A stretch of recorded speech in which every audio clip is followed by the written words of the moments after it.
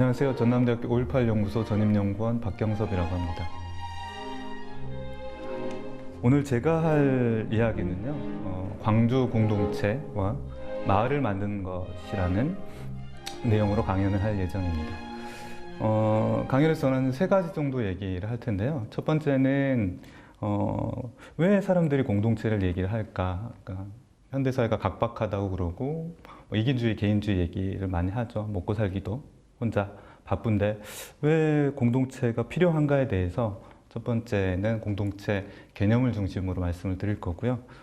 두 번째는 이런 공동체가 대체 우리가 80년 5월에 당시 항쟁에 대해서 공동체라는 표현을 쓰는데 그런 공동체로부터 그러니까 5월의 공동체로부터 배울 것이 어떤 것이 있을까에 관한 내용이고요.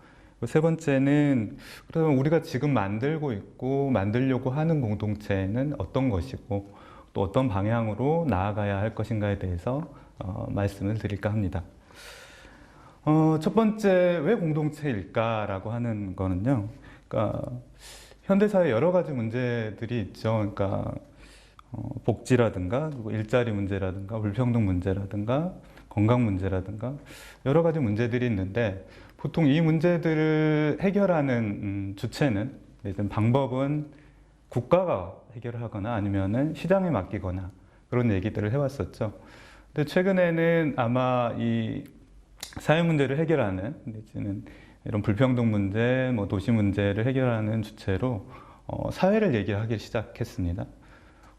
근데 최근에 또 이 사회도 뭔가 부족한지 이런 여러 가지 문제들을 해결하는데 공동체가 중요한 해법이 아닌가 하는 얘기들이 나오기 시작을 했고요.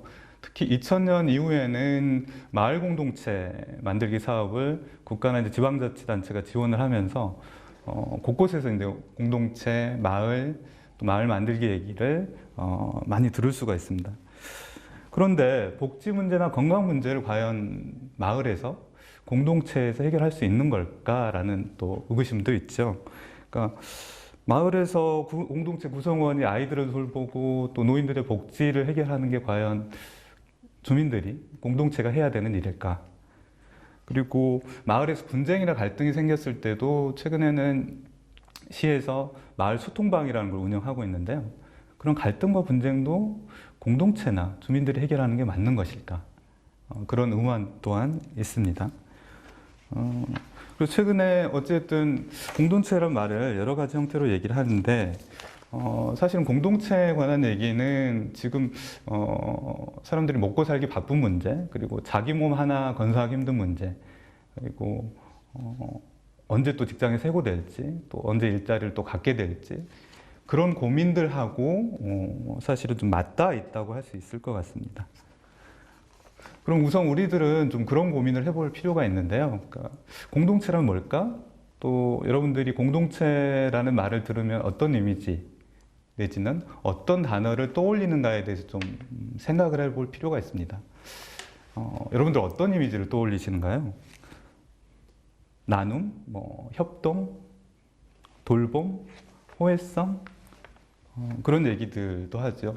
아마도 사람들이 공동체 하면 가장 먼저 떠올리는 거는 뭔가 정겨운 시골 마을에 관한 이미지가 아닐까 싶은데요.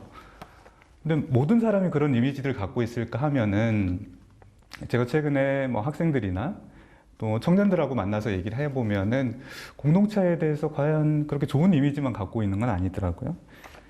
그러니까 공동체를 청년들은 뭔가 억압을 주는 거, 구속하는 거, 대신 또 낡은 것이다라고 얘기를 한다는 거죠.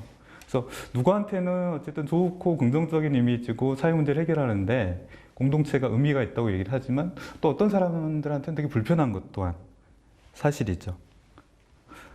그래서 과연 우리는 지금 도시에서 마을 만들기 사업을 할 때 시골 마을 같은 공동체를 만들고 싶어 하는 걸까요? 근데 아마 젊은 사람들은 사생활에 대한 존중, 차이와 다양성에 대한 존중을 더 갈구할지도 모르죠. 근데 이런 차이들에 대해서 좀 공동체 개념을 가지고 생각을 좀 해볼 필요가 있을 것 같습니다. 공동체는 아마 사전적 의미, 일단 어휘를 좀 살펴보는 게 도움이 될 것 같은데요. 공동체란 표현은 한자어권에서 영어의 커뮤니티를 번역하면서 공동체라는 한자어를 사용해서 표현을 했고요. 그럼 영어의 커뮤니티는 어디에서 왔냐 하면은 라틴어의 코뮤니타스라는 말에서 왔습니다. 그리고 이 코뮤니타스라는 말은 라틴어의 쿰과 무누스의 결합어인데요. 쿰은 아마 예상하시다시피 함께 한다는 거, 영어의 투게더의 의미고요. 무누스는 좀 재밌는 게 이게 크게는 두 가지 뜻이 있는데 첫 번째는 선물이라는 뜻이고 아마 두 번째 정도는 의무라는 뜻이 있거든요. 의무나 책무를 얘기할 때도 무누스라는 표현을 씁니다. 그러니까 어원상으로 살펴보면은 공동체라는 말은 그러니까 누구한테 선물을 주는 것인데 보통 제가 이제 인류학 전공인데 인류학에서는 이 선물 누구한테 주는 것에 대해서 연구를 할 때 항상 의무와 함께 얘기를 합니다. 그러니까 선물이라고 하는 거는 주어야 될 의무가 있고 또 받아야 될 의무가 있고 대갚아야 될 의무가 있는 거죠. 그래서 이런 어원적인 의미로 따져보면은 공동체라는 표현은 그러니까 빚관계라는 거죠. 같이 나누어지는 것을 대갚아야 되는 거. 그래서 선물을 주고받는 의무 체계 속에 항상 공동체라는 것은 존재하기 마련이라고 생각을 합니다. 근데 이런 어원적인 의미의 공동체하고 지금 우리가 조금 전에 말씀드렸던 시골 마을하고 연결시켜 보면 어떨까요? 시골 마을은 사람들을 돕고 나누고 베푸는 게 일상적인 것이죠. 근데 그런 일상적인 것이 내가 남을 도와야 되겠다는 생각으로 그럴까요? 아마도 그렇지 않을 거라고 저는 생각을 합니다. 그러니까 남을 도와야 된다라는 생각 때문이라기보다는 그렇게 살아왔으니까 그런 의무감을 사실은 내면화되어 있기 때문에 돕는다는 거죠. 근데 도시에 사는 사람들이 시골 사는 어르신들처럼 의무감을 갖고 있는 걸까요? 그런 걸 기대하기는 좀 힘들지 않을까 싶습니다. 그러면 우리는 어떤 공동체를 이야기해야 될까? 고민이 좀 필요하지 않을까 싶습니다. 그래서 공동체라는 말은 우리가 앞서 말씀드렸던 것처럼 없었던 말은 아니죠. 물론 외래어이긴 하지만 아마 공동체나 커뮤니티라는 말을 번역하면서 공동체라는 표현을 썼으니까 오랫동안 사용을 해왔을 텐데 왜 이 공동체라는 개념이 세상 중요해졌고 자주 쓰게 되고 언제 중요해졌을까를 좀 따져볼 필요가 있을 것 같습니다. 조금 이제 사회과학에서 일반적으로 얘기하자면은 공동체란 표현은 전근대 사회에서 근대 사회로 이행할 때 그런 이행을 설명할 때 주로 이야기가 됐었죠. 그래서 아마 유명한 사회학자인 테니스가 테니에스라고 얘기를 하는데요. 게마인샤프트와 게젤샤프트라는 표현을 쓰면서 전근대 사회를 소위 얘기하는 게마인샤프트, 공동체라는 표현을 썼었고 게젤샤프트는 보통 번역을 할 때는 이익사회라는 표현을 쓰는데요. 근데 좀 흥미로운 것 중에 하나는 영어에서는 이 게젤샤프트를 소사이어티로 번역을 합니다. 이익사회라고는 하지만 사실 사회라는 표현이죠. 근데 문제는 이 커뮤니티라고 하는 거, 게마인샤프트라고 하는 공동체가 사실은 없어지면서 사라지면서 소사이어티, 근대사회가 등장을 한 거죠. 그래서 사회가 등장을 했다는 얘기는 공동체가 해체됐다는 얘기는 전근대 사회의 속박이나 억압으로부터 풀려났다는 의미라는 거죠. 그러니까 공동체적 세계관 습속으로부터 자유로운 개인들이 등장을 하고 보통 서구 사회과학에서는 그런 자유로운 개인들이 계약이나 협의나 협상을 통해서 사회를 만들었다고 얘기를 한다는 거죠. 그래서 공동체적 질서가 사실은 녹아내리는 것이 근대 사회가 되어가는 과정이었다는 거죠. 그래서 그런 근대 사회의 이념을 표현하는 말이 모더니즘이라는 표현입니다. 그래서 이 모더니즘을 아마도 한마디로 표현을 하자면은 특히 마샬 버만이라는 문해이론가가 쓴 책의 제목을 들여다보면 좀 쉽게 이해할 수 있을 것 같은데요. 마샬 버만은 그런 책을 썼습니다. 견고한 모든 것은 대기 속에 녹아버린다. 이때 견고한 것은 소위 얘기하는 공동체일 수가 있는 거죠. 과거의 질서, 신분제 질서, 능력이 아니라 세습된 지위들 이런 구제도들이 녹아져 내린다 이게 바로 근대성이라는 표현을 썼다는 거죠. 여기에 덧붙여서 지금은 바우만이라는 학자는 액체 근대라는 표현을 씁니다. 영어로는 liquid modernity라는 표현을 쓸 텐데요. 그래서 바우만은 오늘날 우리가 이렇게 불안정하고 유동적인 삶을 사는 이유는 이전 구시대의 질서나 습속들이 흐물흐물해지고 녹아내렸기 때문에 우리는 상대적으로 자유를 찾게 됐고, 그로 인해서 지금 우리 시대는 사실 액체 근대 시대라고 얘기를 합니다. 그래서 이 액체 근대라고 하는 것은 또 다른 식으로 표현하면 인간의 자유가 확장됐다는 표현이기도 하다라는 거죠. 그래서 바우만 같은 학자들은 그렇게 얘기를 합니다. 액체 근대는 공동체를 잃어버린 거다고, 마치 동전의 양면의 관계에 있다는 거죠. 그런데 우리는 다시 공동체를 만들려고 합니다. 왜?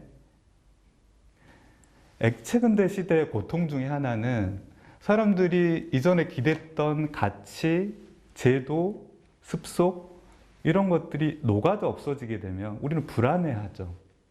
흔들리고 정체성에 있어서 특히 심각한 불안들이 생겨나죠. 특히 신자유주의 시대에는 그런 표현들을 많이 쓰죠. 우리는 위기를 맞대고, 등에 맞대고 있는 시대에 살고 있다. 위기가 상수다.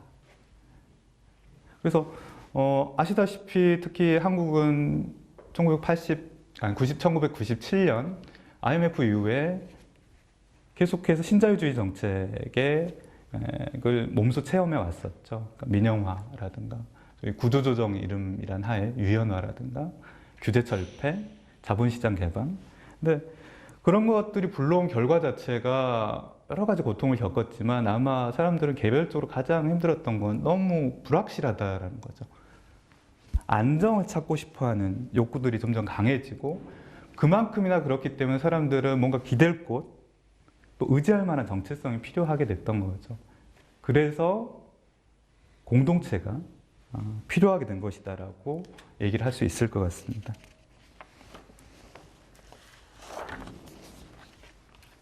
근데 이 공동체라고 하는 게 그럼 지금 현대사회 문제를 해결할 수 있는 중요한 해법일까? 하나의 답이 될 수 있을까? 근데 이런 공동체들에 대해서 많이 주장을 했던 사람들을 서구에서는 이제 80년대 공동체주의자들이 있습니다.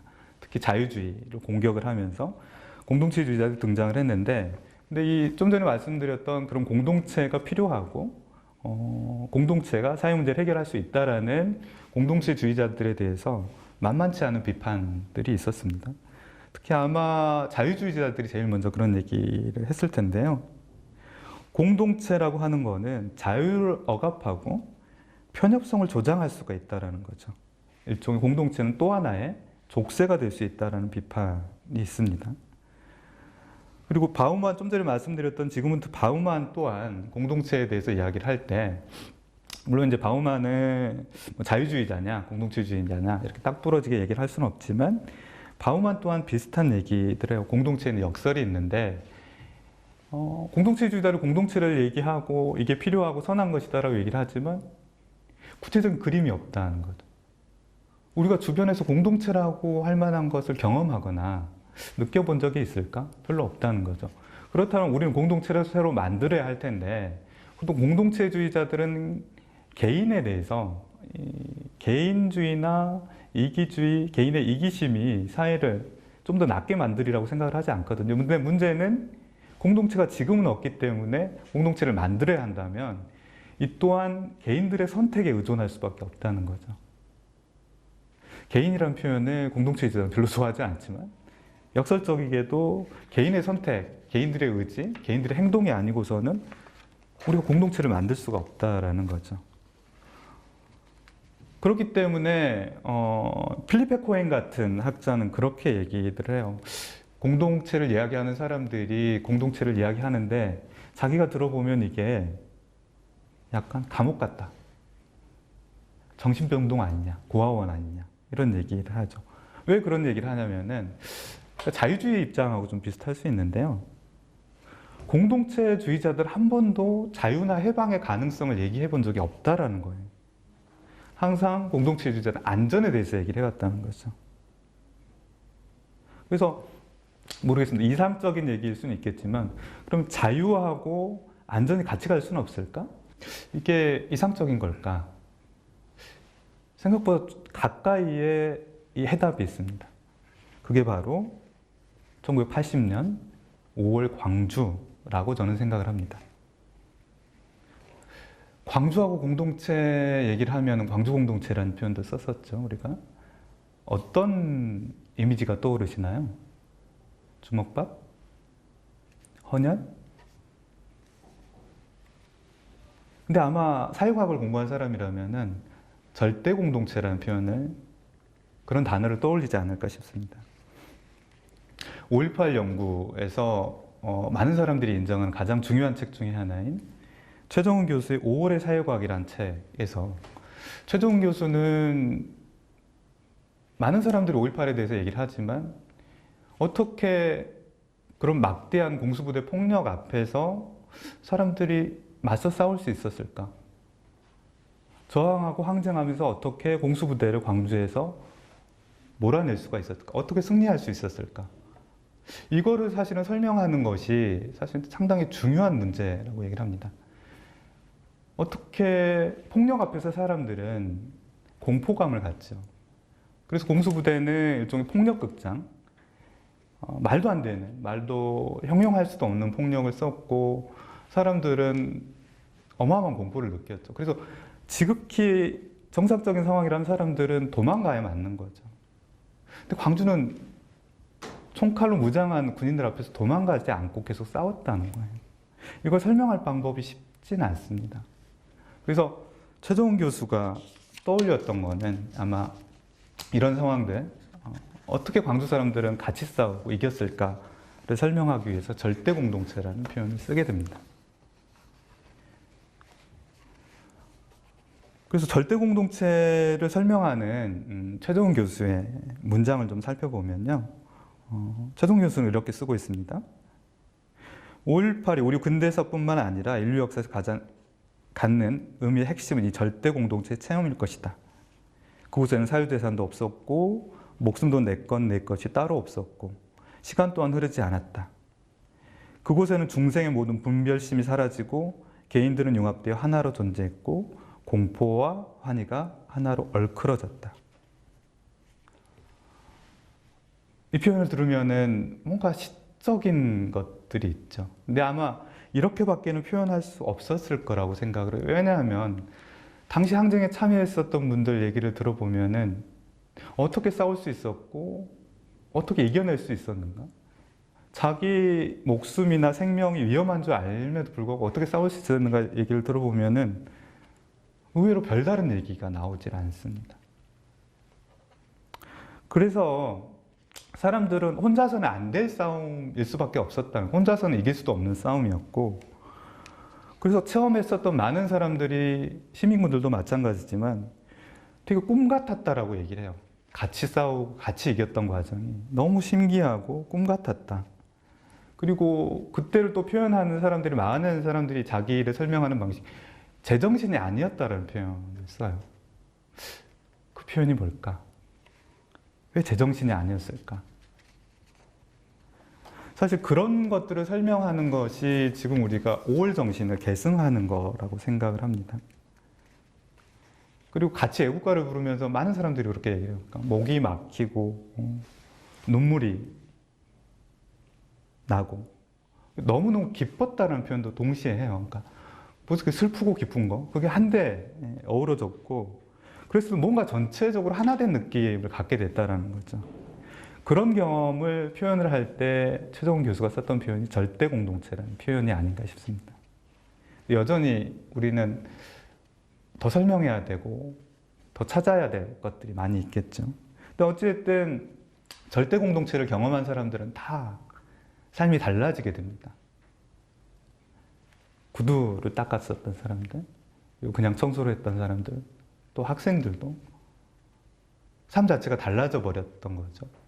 광주도 달라졌고 결국은 우리나라도 달라지게 만든 게 바로 5월의 공동체의 경험이고, 그래서 그 경험들 표현을 할 때 최정훈 교수가 또 그런 표현들을 써요. 그러니까 잠깐 읽어드리면은 사람들이 같이 모여서 죽음의 공포를 극복한 경험이라고 하는 것이 일종 해방이었다는 표현을 써요.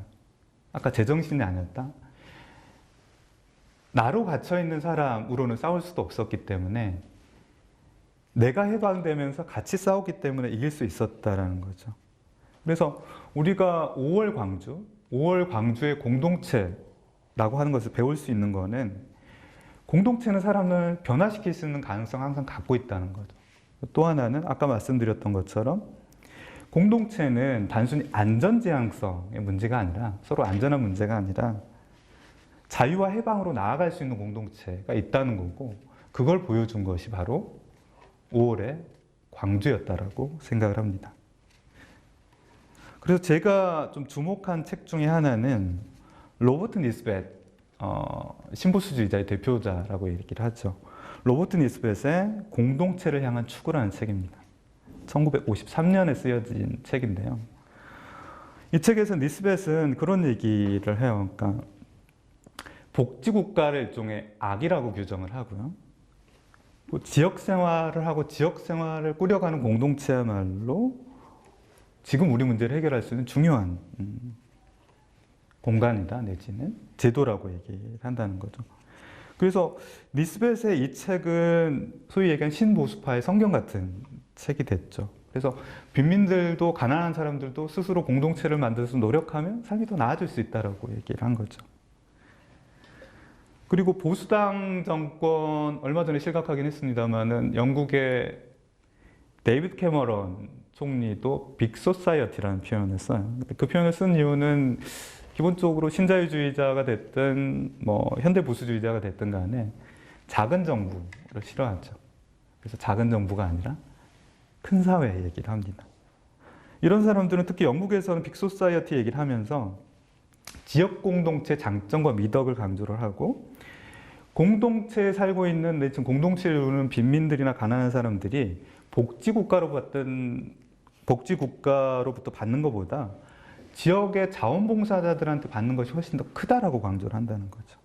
그래서 이거를 보통 빅소사이어티를 얘기하는 사람들을 현대보수주의자라고 얘기를 합니다.